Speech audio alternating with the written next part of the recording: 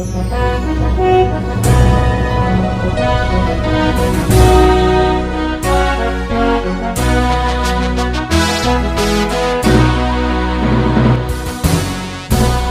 bagi saudara sekalian.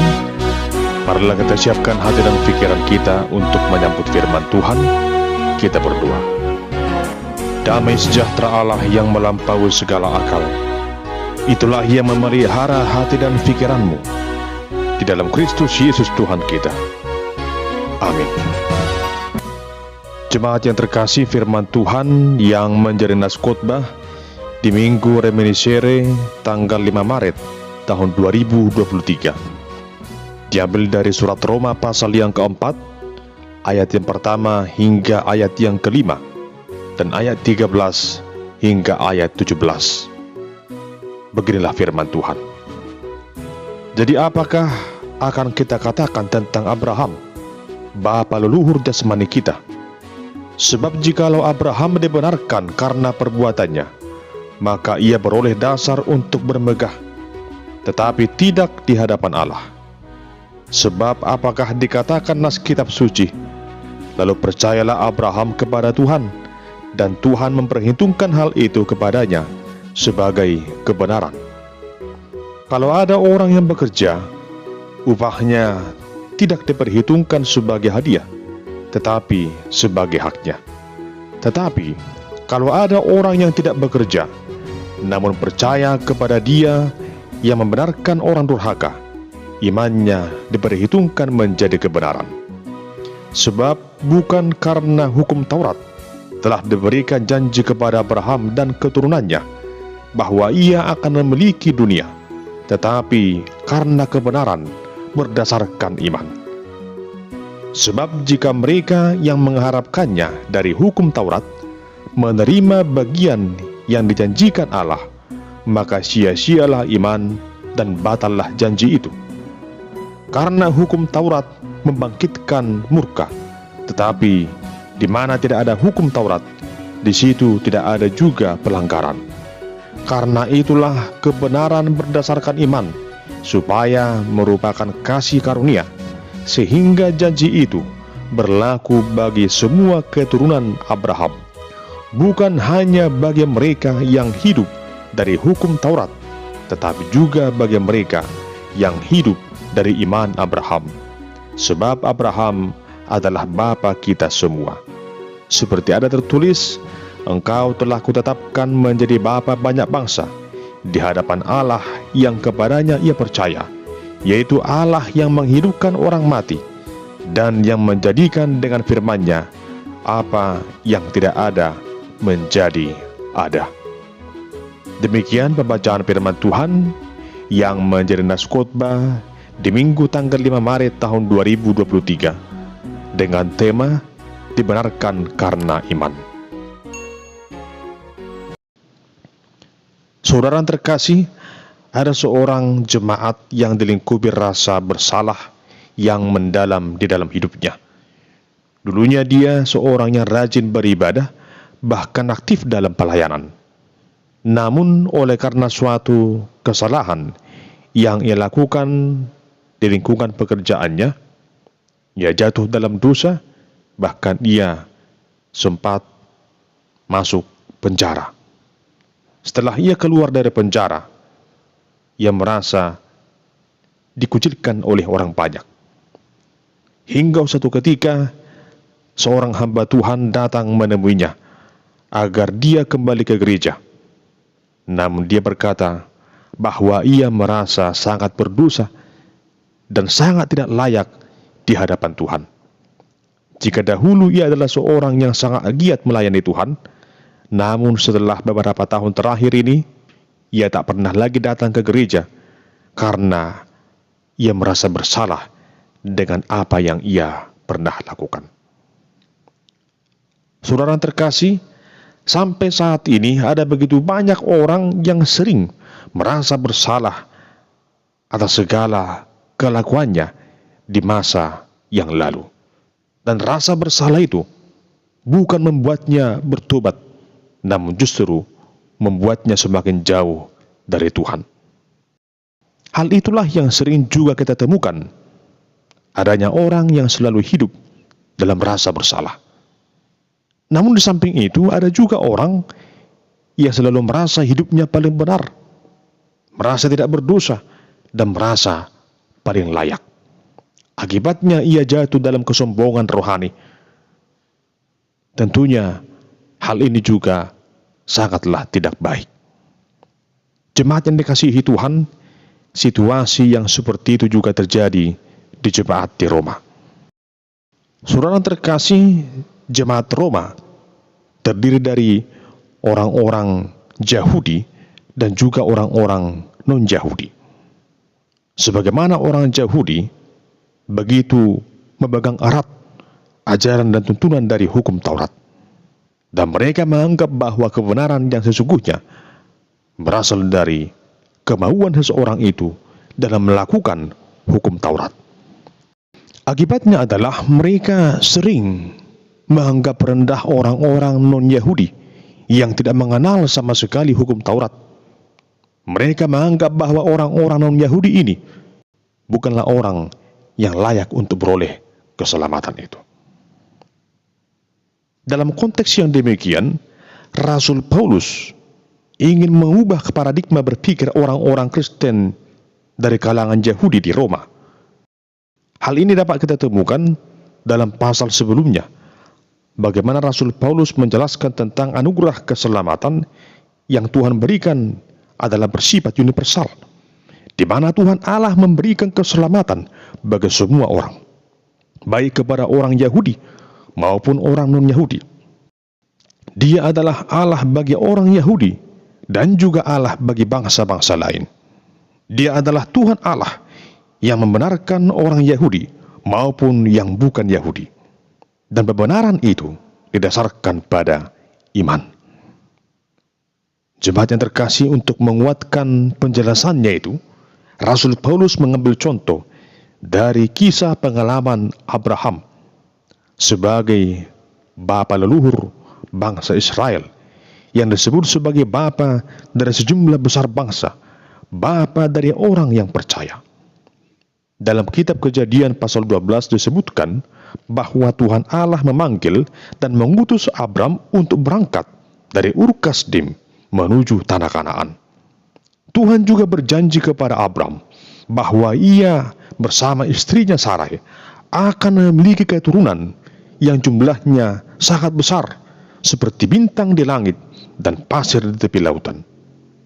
Saat itu Abram sudah sangat tua, berusia 75 tahun, belum punya keturunan dari Sarai istrinya, dan ia juga belum tahu di mana dan bagaimana situasi tanah Kanaan yang Tuhan janjikan itu.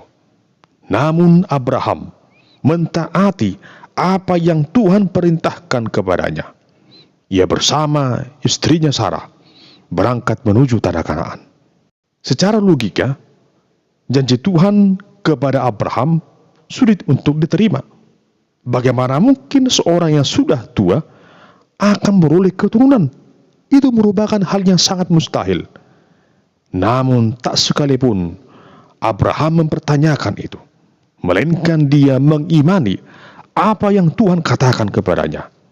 Dan Tuhan Allah memperhitungkan iman Abraham sebagai suatu kebenaran.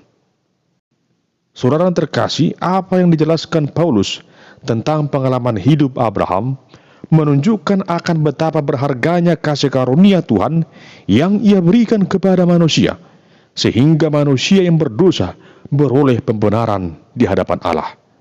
Sama seperti Abraham yang dibenarkan bukan oleh karena Taurat, melainkan oleh karena iman.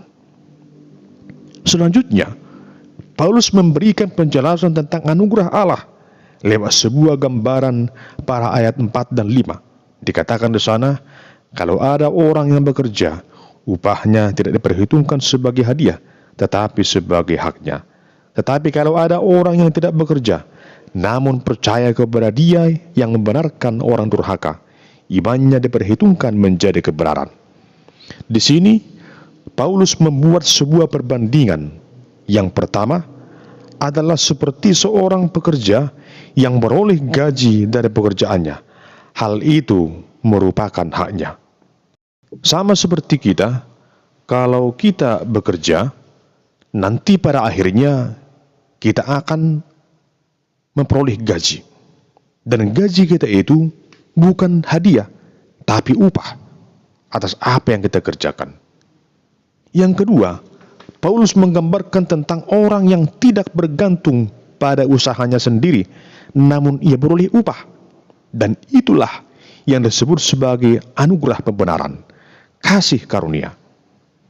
Jika dipikir-pikir, tidak selayaknya dia memperolehnya, karena tidak ada yang ia kerjakan untuk keselamatannya.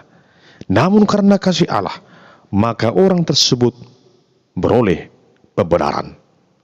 Di sini Rasul Paulus hendak mengatakan bahwa Allah memberikan pembenaran atau anugerah pengampunan dosa bagi orang-orang yang berdosa.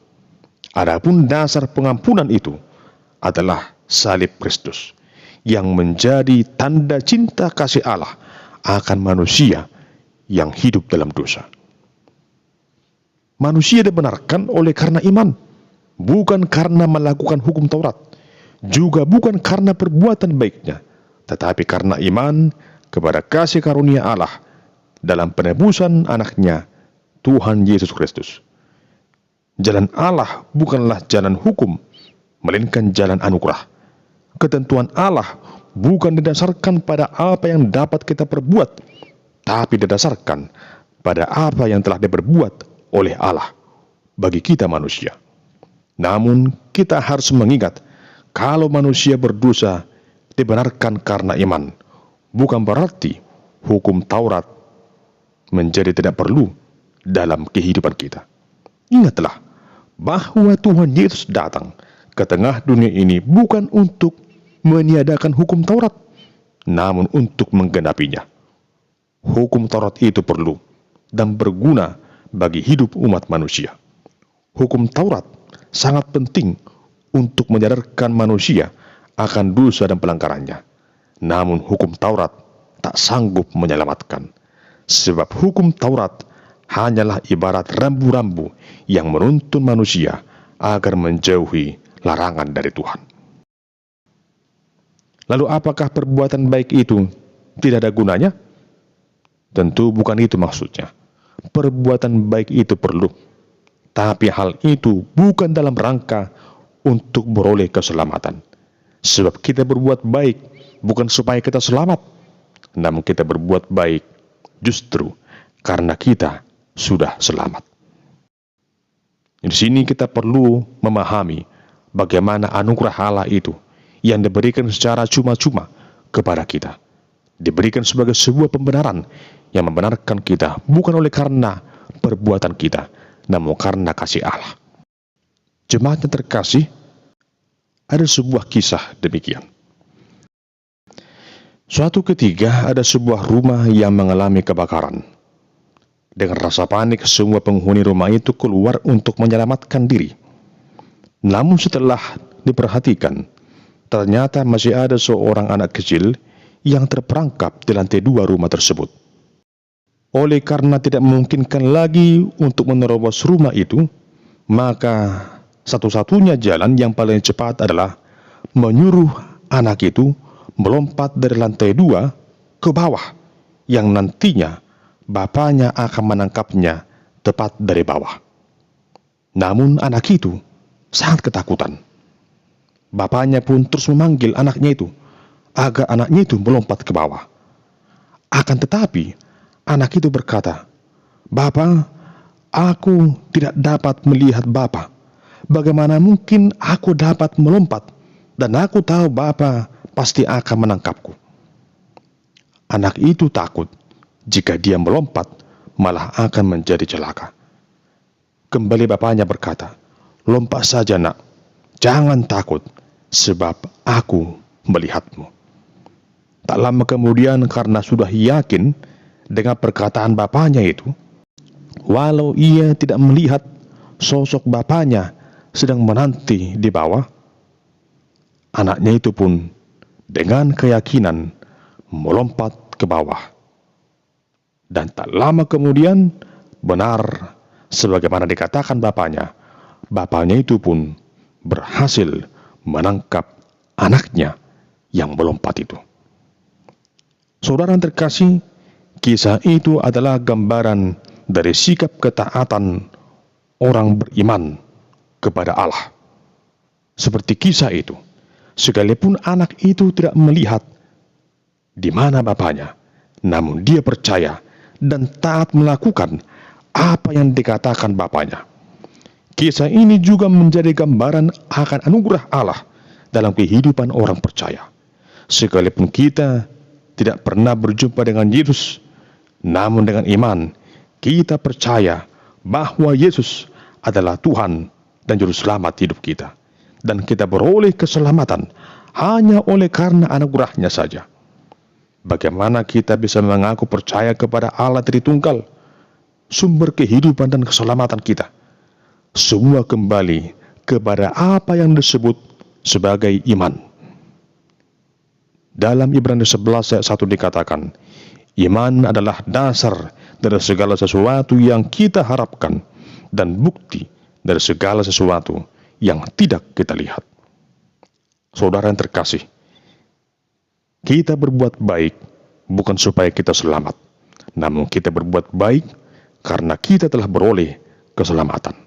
Maka dapat dikatakan perbuatan baik adalah buah dari iman orang percaya, tanda rasa syukur atas pembenaran yang Tuhan berikan. Dalam Efesus 2 ayat 8-10 dikatakan, sebab karena kasih karunia kamu diselamatkan oleh iman. Itu bukan hasil usahamu, tetapi pemberian Allah. Itu bukan hasil pekerjaanmu. Jangan ada orang yang memegahkan diri, karena kita ini buatan Allah, diciptakan dalam Kristus Yesus untuk melakukan pekerjaan baik yang dipersiapkan Allah sebelumnya. Ia mau supaya kita hidup di dalamnya. Karena itu saudara yang terkasih, berbahagialah dan bersyukurlah atas segala kasih karunia Allah yang Tuhan berikan dalam kehidupanmu. Tuhan yang begitu mengasihi saudara telah mengampuni segala dosa-dosamu, menjadikanmu menjadi ciptaan yang baru yang layak di hadapan Allah. Kita yang dulunya berdosa dan tak layak di hadapan Tuhan, kini kita telah dilayakkan dan menyebut Allah sebagai Bapa kita. Oleh karena Tuhan Allah telah membenarkan kita dalam iman percaya kita kepada Tuhan Yesus Kristus. Sama seperti Abraham, jadilah sebagai pribadi yang taat dan setia. Jalanilah hidup ini dengan rasa syukur, raihlah segala yang terbaik dalam kehidupan saudara, beralaskan janji dan berkat Tuhan yang akan Ia nyatakan dalam kehidupan saudara. Dan tentunya sebagai buah iman percaya kita, lakukanlah segala perbuatan yang berkenan di hadapan Tuhan, oleh karena kita telah dibenarkan karena iman di dalam diri Tuhan Yesus Kristus. Amin. Kita berdoa. Kami bersyukur ya Tuhan buat anugerah pembenaran yang Kau berikan dalam kehidupan kami, yang menyelamatkan kami lewat Kristus Sang Juru Selamat hidup kami. Tuntun kami ya Tuhan, agar selalu mensyukurinya dan menjalani hidup ini dengan cara yang benar, seperti yang Tuhan kehendaki, bagi kemuliaan nama Tuhan yang telah membenarkan kami oleh karena iman dalam Kristus Yesus. Amin.